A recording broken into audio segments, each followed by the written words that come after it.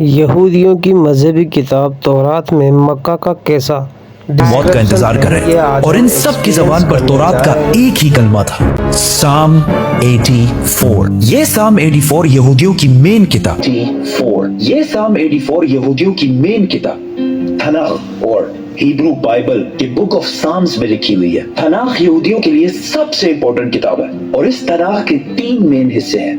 توراہ جو موسیٰ علیہ السلام پر نازل ہوئی، نویان جو یہودیوں کے باقی پیغمبروں پر نازل ہوئی، اور کیٹوین جس کا ایک حصہ the book of Psalms ہے جو داؤد علیہ السلام پر نازل ہوئی تھی، جسے مسلمان زبور کے نام سے جانتے ہیں۔ سام 84 میں لکھا ہے، کتنی خوبصورت ہے آپ کے رہنے کی جگہ اے عظیم رب، blessed are the people جو آپ کے گھر میں رہتے ہیں اور ہر وقت آپ کی عبادت کرتے ہیں اور ان کا دل صرف pilgrimage حج کی طرف ہوتا ہے جب وہ بکہ کے خشک وادی کے پاس سے گزرتے ہیں۔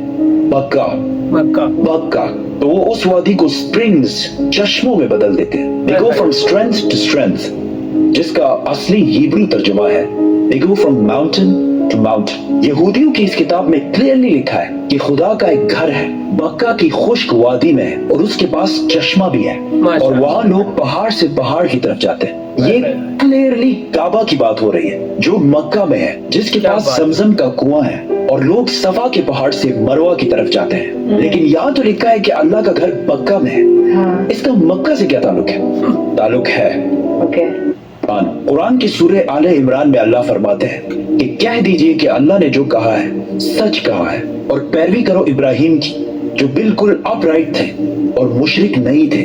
یقیناً پہلا گھر جو لوگوں کے لیے بنایا گیا اللہ کی عبادت کے لیے وہ مکہ کا وہی ہے جو مکہ میں ہے، برکت والا اور ہدایت کا سینٹر ہے سارے جہانوں کے لیے۔ تو اے کتاب والو، تم کیوں اللہ کی آیتوں سے انکار کرتے ہو؟ قرآن اور تورات دونوں نے مکہ کو مکہ نہیں بلکہ بکہ کہا ہے اور بکہ مکہ کا ہی پرانا نام ہے۔ مسلمانوں کا پہلا قبلہ مکہ کے بجائے جیروسلم میں بیت المقدس تھا۔ ایک دن مدینہ میں رسول اللہ صلی اللہ علیہ وسلم مسجد میں نماز پڑھا رہے تھے کہ اچانک اللہ کی طرف سے حکم ہوا کہ جہاں بھی ہو اپنا رخ بیت المقدس سے پھیر کر مکہ میں کعبہ کی طرف کرو۔ تو رسول اللہ صلی اللہ علیہ وسلم نماز کے دوران ہی 180 ڈگریز کعبہ کی طرف ٹرن ہوئے اور پیچھے کھڑے سارے صحابہ نے بھی ایسا ہی کیا اور اس طرح پہلی دفعہ مسلمانوں کا نیا قبلہ بنا۔ تو یہودیوں نے کہا کہ مسلمانوں نے اصلی قبلے بیت المقدس کو چھوڑ کر پتہ نہیں کہاں سے ایک نیا قبلہ ایجاد کر دیا۔ یہودی اور ہسٹورینز دونوں اس بات کو مانتے ہیں کہ جیروسلم میں یہودیوں کا پہلا ٹیمپل